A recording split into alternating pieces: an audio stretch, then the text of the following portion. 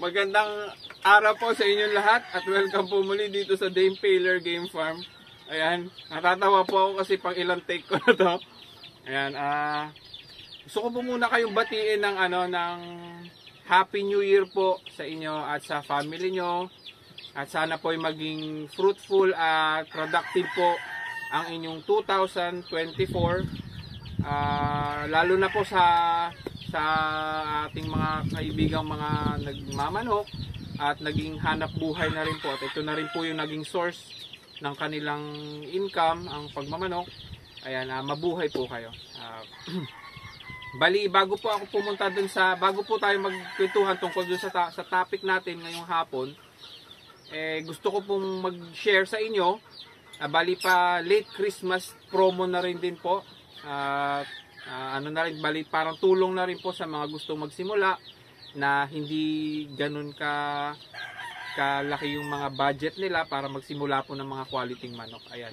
Bali, may dalawa po akong pulet na ipapakita sa inyo. Ang bloodline po nito is 50% na Duke Halsey Gray at 50% po na Duke Halsey Lemon. Bali, cutting chicken po ang meron tong dalawang pulet na to. Ipapakita ko po sa inyo yung dalawang pulet na to. Ayan, bali ito po yung ito po yung Duke Halsey Lemon tsaka Duke Halsey Gray. Bali, two-way cross po siya. Ito po yung isa sa dalawang pulet na late Christmas promo po na para rin po makatulong at ma-share ko rin din po doon sa mga gustong magsimula na wala pong ganong kalaking budget. Syempre, dyan din po ako galing dati. Yung parang hirap po ako makakuha ng quality na linyada kasi wala po akong pera. Hindi po sapat yung budget ko noon, kaya gusto ko pong tumulong sa mga gustong mag-umpisa at talagang quality naman po yung makukuha. Ayan, bali isa po yung Duke Halsey Lemon cross po sa Duke Halsey Gray. Ayan, bali ito po yung ito po yung pangalawang pulet na kasama dun sa late Christmas promo ng Dame Paler. Ayan, inuulit ko po, two-way cross po siya. Duke Halsey Gray cross po sa Duke Halsey Lemon. Ayan, mga 11 months po ito. Isang beses ko po ginamit, binalik ko po sa tatay. Ayan po siya, ayan po yung itsura. Ayan, kaya ko rin po ginawa itong late Christmas promo para din po makatulong sa mga gustong magsimula. Ayan, hindi po sila gumastos ng ganong kalaki, pero quality po yung makukuha nila. Ayan, mura lang po ito. Ayan, isa po yung Duke Halsey Lemon Cruz po sa Duke Halsey Gray. Magkapatid po itong pulit na to. Ayan, at kung gusto niyo naman po ng tryo, ayan, i-PM nyo lang po ako kung gusto niyo pong parisan ito ng tryo. May available naman po ako na kung ano po yung mga gusto niyo ipares. Gray po ba or yellow-legged hatch or yung Duke Halsey Gray din. Ayan, bali i-PM nyo na lang po ako. Message nyo po ako sa Messenger. Andyan din po yung information sa link. Ayun po, bali yun po yung dalawang pulet na late Christmas sale ko para po sa inyo. Bali binebenta ko lang po yun ng dalawang susi. Ayan. Hindi po kasi parang yun doon na lang po kasi baka bawal po rito kay YouTube. Hindi ko po alam kung bawal Bali dalawang susi kada isa po. Ayan, sa mga interesado po, message nyo lang po ako. Ayan, bali pa Christmas, late Christmas sale ko po sa inyo yan. Ayan. At wag po kayo mag-alala, maganda po ang maganda po ang katawan nun, maganda po yung bone structure nun. At maayos po ng mga battle cross ang may papalabas nun kasi two-way pa lang po sila. Hindi pa po sila ganun ka-inbred, hindi pa po sila ganun ka-crosses. Mamaya-maya po ipapakita ko sa inyo yung nila, yung lolo na isa pong pure na Duke Halsey Lemon. Ayan. Tapos yung tatay po nila ipapakita ko rin mamaya sa inyo. Ayun, bali yung content po pala natin ngayong hapon na to, pag-uusapan natin siyempre po, cock season na, kaliwat kanan na po yung mga promotion ng mga ng mga derby, cock derby. Ayan, bali gusto ko po i-share sa inyo kung paano po ako maghanda ng cock. Ayan, paano po tayo magprepara para sa isang laban. Ayan, bali po dati, konting recap lang po. Dati po, 2005, nagsimula po ako magmanok dahil influensya po ito sa akin ng kapatid ko. Binigyan niya po ako noon ng unknown na mga linyada. Siyempre breeding lang namin doon sa San Juan. Maliit lang yung manuka namin, bigay-bigay lang ng mga kaibigan, mga 10 lang po siguro, 10 square meter lang po siguro ang aming manuka noon. Tapos sila po ni Papa naglalaban na. Ako parang first year high school ata ako noon. Nung nakikita ko sila, madalas na silang naglalaban-laban noon. Ayan, nakikita ko yung mga ginagawa-gawa nilang paghahanda sa manok. Bali, binigyan niya po ako ng manok na yon. Bali, sinunod ko lang din po kung ano yung nakikita ko sa kanila. At nag-apply po ako nung akala ko tama. Ayun, swerte po kasi talo. Tapos, malungkot mo ako noon. Pag uwi, binigyan ulit ako ng kapatid ko, nung kuya ko, ng isa pang manok. Yun po, parang sabi ko, dapat dito sa susunod, manalo na. Naibibitaw-bitaw ko na rin po, bibigyan ko na ng mga vitamins, nai-injectan ko na ng mga Belamil pa nung uso nun. Tapos yung mga feeds nun, yung mga paano ba yun? Yung parang nasa karton na, ano ba yun? Power pellet. Medyo mahal na po para sa akin nun kasi maliit lang po yung baon ko, pero po yun po ang binibigay ko sa mga alaga ko nun. Tapos scalp mana po ang binibigay ko nun. Maarte po ako dati sa paghahanda ng mga manok. Ayun, nung dumating ni araw nung laban, bali nag-finance po sa akin nun yung kaibigan ni Papa na pulis. Ayun, swerte po, talo ulit. Natalo po ulit yung pangalawa kong manok. Ayan, bali nagmanok po ulit ako, humingi po ulit ako sa kapatid ko. Ayan, bali yung pangatlo kong manok yun, talo po ulit. At nung sabi ko, malas ata ako sa sabong. Kaya nung umuwi na po ako dito sa Negros, bali naghanap po ako dito sa mga backyard lang kasi wala naman po akong pera noon. Talagang tinipid ko po yung pagmanok, mga 750 lang, mga ganyan yung budget ko. Pero pinag-iipunan ko pa po yun. Pinag-iipunan ko pa yung 750 na presyo ng manok. Tapos may kaibigan po ako na parang medyo nakaka-ahead sa akin, talagang matagal na nagmamanok pero backyard lang din. Nagbenta po siya sa akin ng mga 1.5 ata yun, pero tinawaran ko pa, parang 1.2 na lang ata yun. Nakuha ko po siya. Tapos yung isang manok na binenta niya sa akin is 800, tinawaran ko lang ng 750 kasi wala na akong pera. Pero pinag-ipunan ko pa, bali utang-utang pa nga yun. Ayun, bali nilaban ko po yung pangatlo kong manok. Bali nilaban ko po yung pang-apat ko na manok. Yun po, talo ulit. Tapos yung panglima ko pong manok, sabi ko sana manalo na to kasi gagalingan ko na siya pag naglagay na ako ng mga steroid, nagbigay na po ako ng mga alam kong mga naririnig ko sa kwento maganda daw ibigay sa manok. Ayun, awa ng Diyos po, talo po ulit. Ayan. Gusto ko na pong sumuko na sa pagmamanok. Kaya sabi ko, ayoko na magmanok, malas ata ako sa manok. Tapos yung nangyari po, nakakilala po ako ng isang kaibigan ko na nagtatrabaho po siya sa isang malaking manukan. Sabi niya sa akin, huwag kang bumili dyan sa mga backyard kasi hindi mo alam ang quality ng manok na bibili mo dyan. Tapos wala pa po kasi talaga ako alam nun sa pagmamanok. Hindi ko pa po alam yung tamang mamanokin, kung ano po ba dapat hanapin sa isang manok bago ko siya manokin. Wala pa po ako kaalam-alam nun. Ang alam ko lang po nun bumili, tapos magpakain ng espesyal, mag-inject ng mga vitamins, magsubo ng mga vitamins. Tapos pag ilalaban po, iba pa po yung nagpe-finance kasi wala naman po akong kapasidad nun na pumusta kasi wala naman akong pera ng mga estudyante pa lang po ako nun. Kaya bali, nakabili po ako sa kanya nun, pero hindi ko po pera kasi sinabi ko lang sa kapatid ko na Brad, may kaibigan ako dito, may bagong kaibigan ako dito na nagtatrabaho sa isang malaking manukan. Sikat na sikat po na malaking manukan yung sinasabi ko pero hindi ko na lang po babanggitin. Bali sinabi ko sa kanya, Brad, meron akong kaibigan dito, gusto akong bentahan kasi naawa na sa akin, puro talo na ako. Kaya sabi niya, Brad, ano ba yung binebenta? Sinabi ko sa kanya, yung mga hatch ko nga, yung mga high action Maclean, yung mga high action Maclean na yon. Bali si kuya, may grupo sila, bali sila yung naghati-hati doon para para mapambili doon sa tatlong broodstag na yun. Mga pure yon.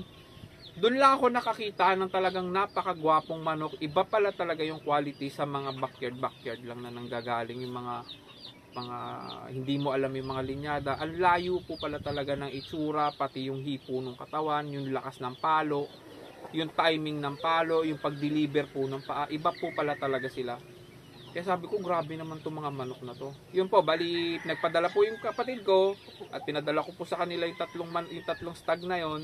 Pero hindi ko po sinabi na may free po na pulet.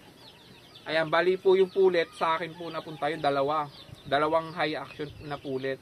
Bali yung tatlong broodstag lang po yung pinadala ko sa kanila sa Manila. Bali yung isa napunta sa kaibigan niya, yung isa nasa kanya, tapos yung isa napunta pong Leyte. Tapos binread po nila, nabalitaan ko po nagpanalo po yung mga anak. Kahit po yung mga apo nung nagpanalo. Sabi ko, ayos pala. Tama-tama yung sa akin. Binibreed ko na rin, nakakapagpasisiw na rin ako. Kaso minsan po talagang kapos tayo sa pera. Sisiw pa lang, naibebenta ko na. Tapos ayun, mura lang po yung benta ko sa mga sisiw na, mga 300, 250, ganyan. Napakamura lang po nung time na yung mga 2007 na siguro nun. Binibili po sa akin ng mga mahilig na magmanok at naglalaban ng manok. Nababalitaan ko po talagang nananalo sa kanila. Nag 2 times winner, 3 times winner po. Hanggang po sa yun na po yung binalahi ko at bumili po ako sa kanya ng broodcock na possum sweater.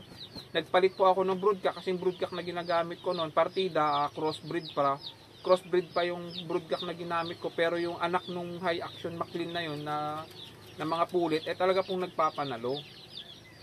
Nag-ipon ulit ako, bumili ako sa kanya, sa kaibigan ko na yun, ng isa pong pure possum. Doon po pinaris ko yun, mas naging maganda po yung mga anak. Hindi lang po sila mananalo, kundi gwapo at magaling pa po sila ng mga yun. Sabi ko, ito pala yun, maganda. Kaya doon po ako doon ko po naisip na ang paghahanda po pala ng manok hindi po yan pagalingan ng gamot. Hindi po yan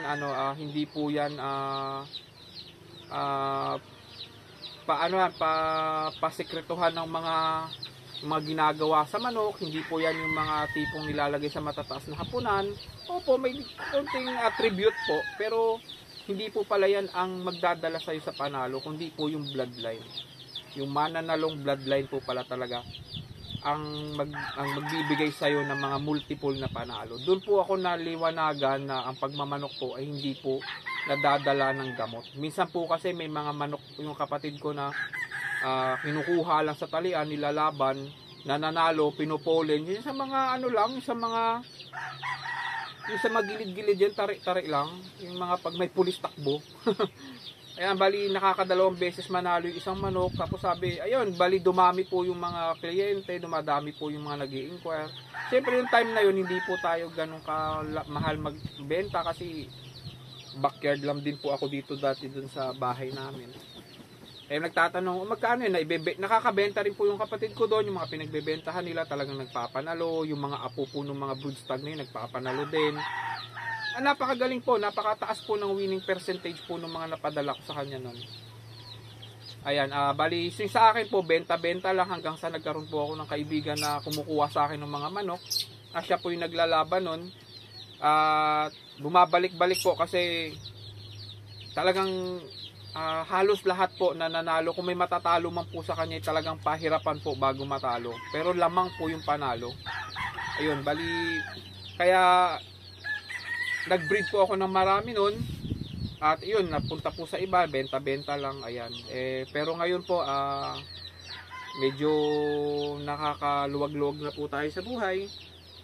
Ayan, bali, eto na nga, may 200 heads na po ako dito, overall na po yun, kasama na po yung mga tinali, inahin, mga sisiw. Bali,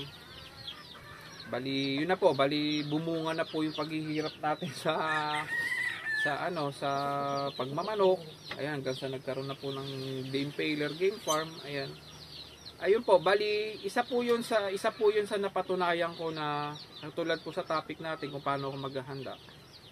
Bali napatunayan ko po na winning line po pala talaga dapat ang natin, ang imamanokin natin. Tapos pagalingan po 'yan sa pagsiselect ng manok. Pasipatan po 'yan ng mata. Paano po 'yan? Pagalingan po 'yan sumilip ng palo ng manok. Ayan, bali yung vitamins po, hindi po ako, sa totoo lang po, maniwala kayo sa hindi po ako nagbibigay ng vitamins dito, hindi po ako nag-i-inject. Pinipili ko lang po sa mga matitira sa akin dito kung sino yung may sino yung mga winning line at yung subok ko na linyada, at kung sino yung may magagaling na palo, sino yung matutulis mamalo, kumbaga kung sino yung mas accurate mamalo kahit sa bitaw lang, sila po yung mga nilalaban ko. At awa ng Diyos po, medyo mataas naman po yung mga winning percentage, malamang naman po yung mga panalo. Pero kung natatalo po, okay lang po 'yan. Ako po hindi po ako nahihiya pag natatalo. Ganun po talaga kasi ang kalaban po natin, hinanda din po nila yung manok nila. Pinagpuyatan din po nila 'yan. Nagbigay din po sila ng attention at hinanda rin po nila 'yan. Kaya ako po pag natatalo, okay lang. Para po sa akin, pag natalo ko, bayaran mo yung kalaban mo. Ayan, tapos bayad ka dun sa kalaban mo, tapos move on ka na, proceed ka na sa bago mong laban, sa paparating mong laban. Ay, hindi na po ako naninisi. Ayan, isa po yung sa masamang ugali ng karamihan sa nagmamanok, yung paninisi. Katulad ng sisisihin natin yung mga gapper natin. Kasi ganito pangit yung paglalagay. Marami po tayong rason. Iba kadalasan po sa atin, marami pong rason. Hindi lang po yan, mismo ako po minsan nakakarinig sa mga, kasi ganito. Para sa akin po, pag talo-talo, hanggang doon na lang po yun. Bali, lipat na po tayo sa kabilang page. Tutok na po tayo sa susunod nating mga laban. Iwan na po natin as experience yung mga natalo natin, yung mga nanalo natin. Kumuha po tayo ng makahalagang impormasyon doon sa mga natalo natin para po mas mapagaling po natin yung mga susunod nating laban. Ayan, bali sa pagpili po ng manok, namimili lang po ako ng maayos mag-cut.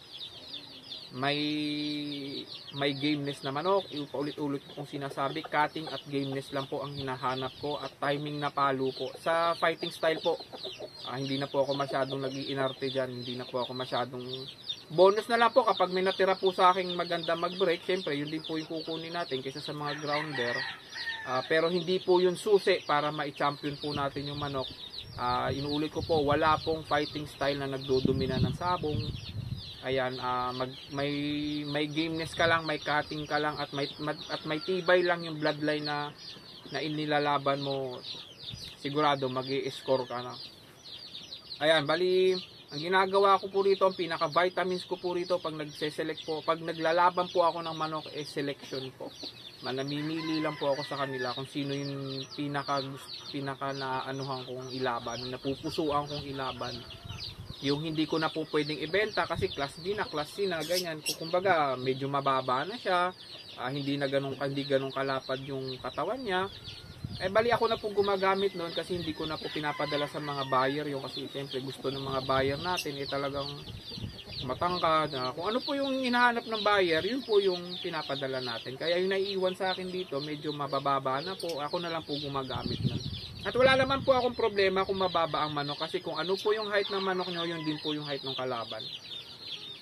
Hindi naman po patangkaran yan. Hindi naman porket matangkad yung manok mo, mananalo na. At hindi naman porket medium station yung manok mo, mananalo na. Nasa ano po yan, nasa cutting po yan ng mga manok natin.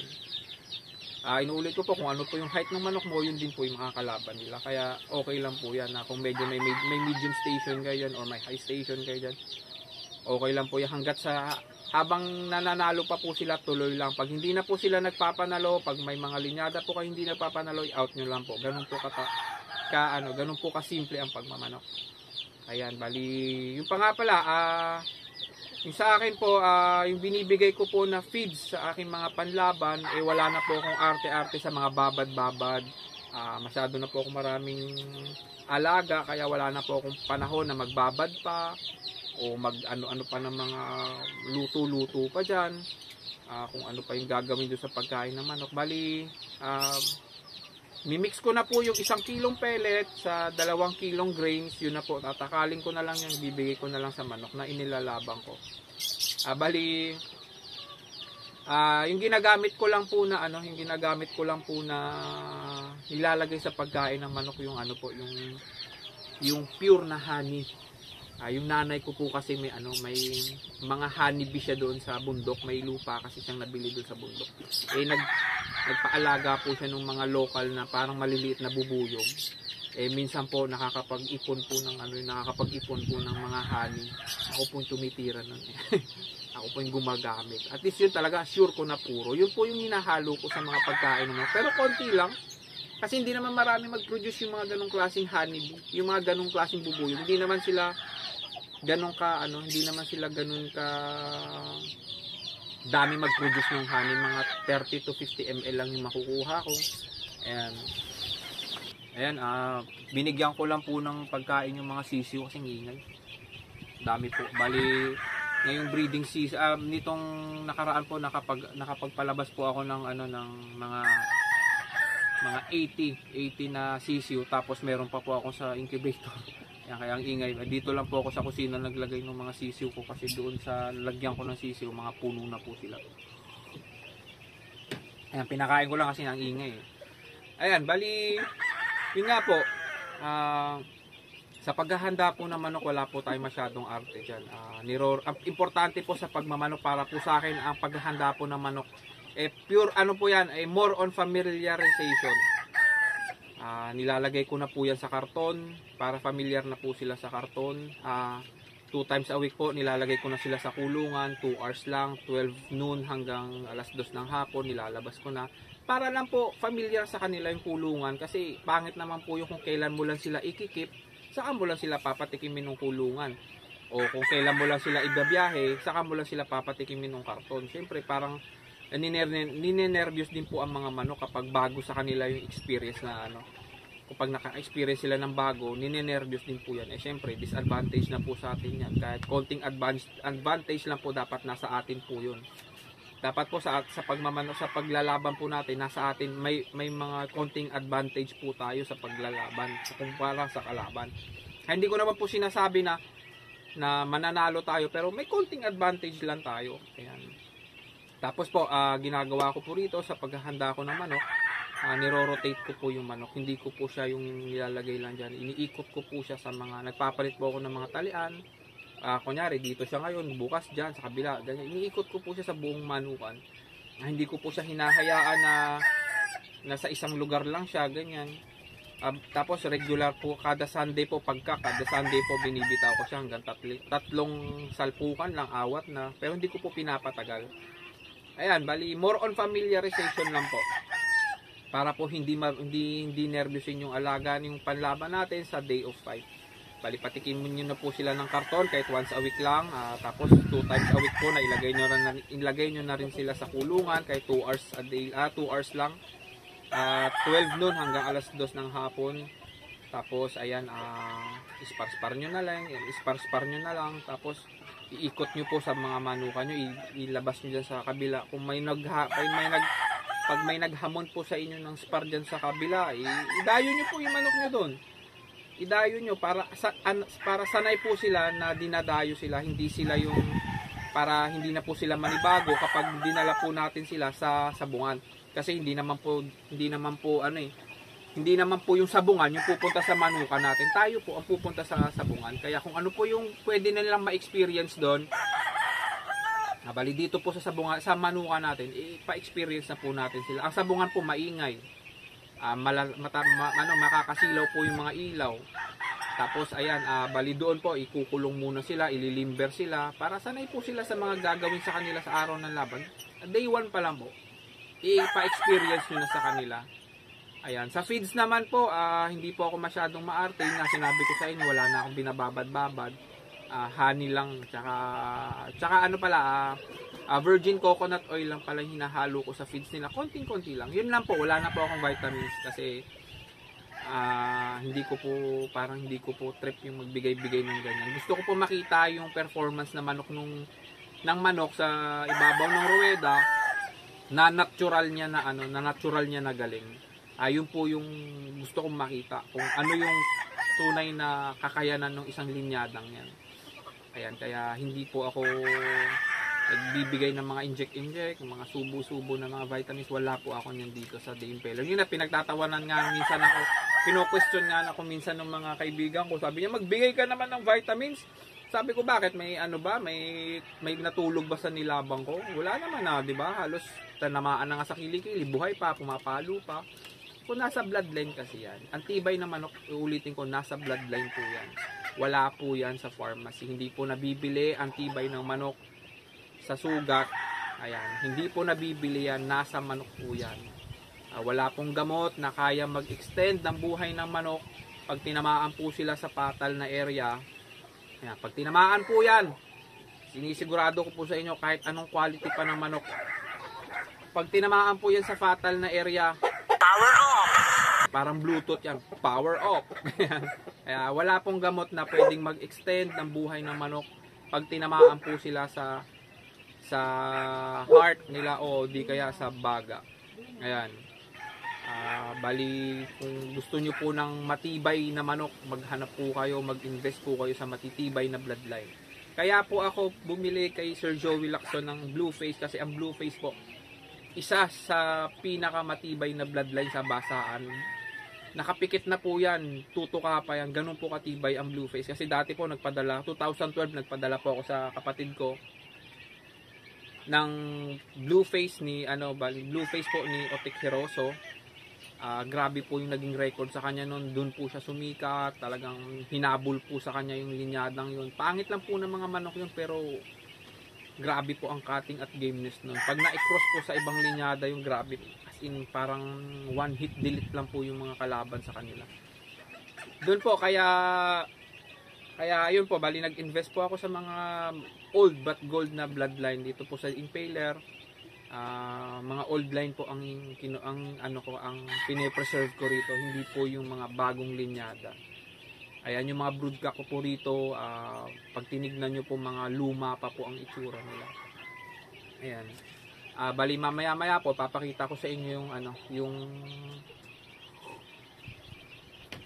yung broodcock ko na talaga namang ito yung iniingatan ko. Ito yung isa sa mga pine-preserve ko. Ito yung nilalagyan ko nito ng 1/4 yung mga battle cross ko, kasi talagang iba kasi pag may ganito kang linyade, kumbaga parang hindi ka kakabahan. Kasi ito habang tumatagal, habang tumatanda, gumagaling. Napaka-timing mamalo, hindi sila nag-aksaya ng palo, hindi sila excited sumabong, parang nag-aabang sila. Kapag pumasok, pag pinasok sila, talagang may counter agad sila. Kaya ito po talagang itinatago ko, pinaparami ko, iniingatan. Ayan. Ipapakita ko po sa inyo yung aking broodcock. Ayan. Ayan, bali ito po ang aking iniingatan at talagang mahal na broodcock. Ang Duke Halsey Lemon po. Ayan. Sabi nga ni Master Lancy De La Torre na hindi ka tunay na breeder kung wala kang lemon. Marami po ang baguhan na nilalait ang lemon kasi ang lemon daw maliit, ganyan. Pero iba po ang pag mayroon kang lemon. Marami pong baguhang nagmamanok na nilalait ang lemon kasi maliit daw. Bahala po kayo dyan. Ito po. Subok ko na po talaga ang linyada nito. Bali Nonoy Halandoni line pa po ito. Authentic pa po ito na Duke Halsey Lemon. Bali gusto ko rin pong paramihin ito. Bali yung dalawang pulit nga po pala. Bali apo niya po yun. Yung anak niya na babae na pure Duke Halsey Lemon. Yun po yung nanay ng dalawang pulit na gray na yun. At yung tatay naman ay isang Duke Halsey Lemon. Duke Halsey Gray na one-time winner ko na po. Papakita ko po sila sa inyo. Papakita ko po siya sa inyo mamaya-maya. Yan, ito po aking Duke Halsey Lemon. Ito po ang nilalagyan ko po ng 1/4 ang mga battle cross ko nito. Ayan po siya.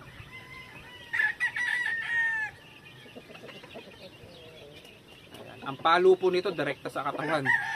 Timing po siya, grabe po ang cutting nito. Ang katawan po nito yo. Ayan. Close na pero dito talagang hindi maano yung katawan niya. Tsaka may haba po ang katawan nito siya. At syempre yung katawan yung bone po nito napakaganda. Napaka big bone din po nito. Wala po akong broodcock dito na manipis ang bone. Lahat po sila maganda po ang bone structure. Yun po ang importante sa akin. At yung kilya po nito nakalawit. Maganda po ang kill bone nito. Inuulit ko po, doon po nanggagaling ang lakas at accurate ng palo ng isang linyada sa kilya niya. Ayan, isa pong turo sa akin yan ng isang legend po na magsasabong dito sa likod.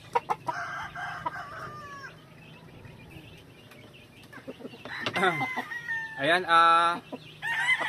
bali ito po yung tatay ng dalawang pulet. Ayan, isa po yung Duke Halsey Gray. Ayan, isa rin po yan to sa mga broodcock ko. One time winner na po ito, unscratched po siya. Plano ko pong isali ulit to sa mga 3-cock derby sa future. Kunan ko po muna ng mga seed fowl. Bali na cross ko na po to sa anak niya. Yung pinakita ko kanina dalawang pulet na ibalik ko na po ito. Ayan siya. Isa po yung Duke Halsey Gray. Ito po yung Duke Halsey Gray ko na Pecom family. Ayan, yung isa ko po kasi broodcock na Duke Halsey, straight comb po yun. Ito po. Pecom po siya na Duke Halsey Gray. Ito po yung tatay. Inulit ko po, ito po yung tatay ng dalawang pulet na naka-promo po ngayon. One time winner na po siya.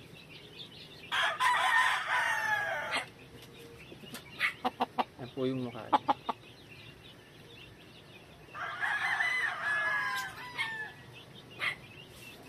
Ayan, bali sana po nagustuhan niyo yung dalawang broodcock na pinakita ko sa inyo. Yung po yung isang Duke Halsey Lemon tsaka yung isang Duke Halsey Gray na Pecom family po.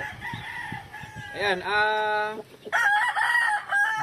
tungkol po dun sa topic natin na paano po ba tayo mag-select ng mga panlaban natin, paano po ba tayo maghanda ng mga panlaban natin. Yun po ay based po sa aking experience, kung ano mo po yung sinabi ko sa inyo, kung ano man po yung na-share ko sa inyo. Based po sa akin experience yun. At mas gusto ko po kasi yung galaw ng manok kapag natural lang. Natural na galing yung ipapakita niya sa ruweda. Natural na tibay. Kasi sa experience ko po dati, the more po na nagbibigay ako ng vitamins, mas natutulog po sa laban yung mga nilalaban ko nun. Parang paglabas sa ruweda, buhay pa to Bakit na hindi ko lang po ma-explain kasi hindi naman po ako doktor, pero sa experience ko sa mga kaibigan ko, sa tagal ko na nagmamanok mula pa noong 2005, parang ganun po yung naobserbahan ko. Sa akin po, observation ko lang naman, na kapag nasusubaybayan ko po yung pagkukondisyon nila, nakikita ko yung performance ng manok nila. Ang layo pa nung kalaban, pumapalo na, wala namang kalaban, pero pumapalo, nag-aaksaya po ng palo. Tapos hindi naman po natamaan ng fatal na patama, pero natutulog na po sa laban. Sabi ko baka isa yun sa rason na loaded yung manok sa mga gamot. Kaya siyempre po parang mas sinimplihan ko at mas simple at mas natural po ang ginawa kong paghahanda. Mas nakita ko po mas maganda po yung resulta. Mas yung manok po lumalabas yung pagiging gameness nila, yung pagiging alert nila, yung natural na alert nila, at yung pagiging natural na timing nila, at yung tibay po, inuulit ko, yung tibay po ng manok sa basaan, nasa bloodline po yan, wala po yan sa gamot. Ayan. Bali hapon nagkakape pa po ako, ayan, palipas oras. Ayan, bali yun na lang po, sana po nagustuhan nyo yung ating konting kwentuhan, at dun po sa mga interesado dun sa dalawang pulet, hindi po kayo magsisisi doon dahil hindi ko po kayo bibigyan ng linyada na ikakapahiya ko po, bali pangalan ko po ang nakataya dun sa dalawang pulit na yun. Basta kung sino po man po yung makakuha nun, ayusin nyo lang po yung pag-aalaga, ano lang po, maging healthy lang po sila. Isa rin po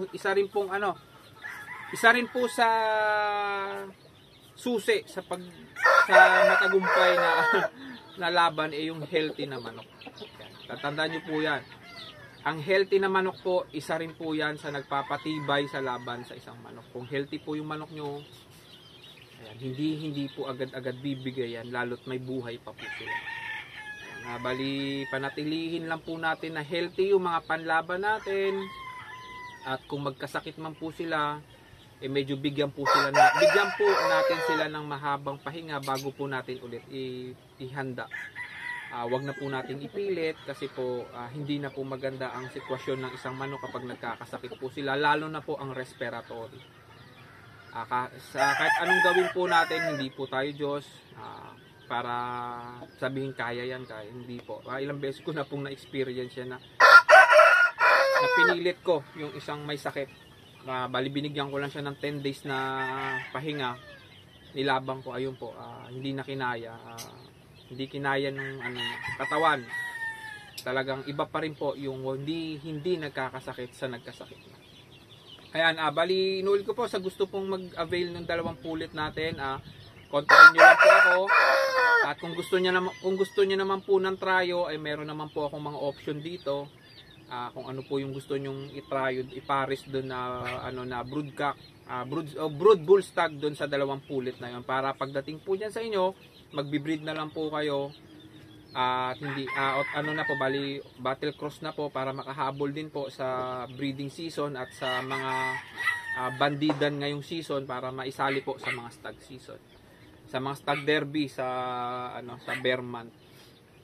Ayan, maraming salamat po sa pagtapos nyo nitong video, at maraming salamat po sa mga nag-subscribe. Ayan, thank you po sa inyong lahat. Ayun, tumitila ako na yan, Thai asil ko yan.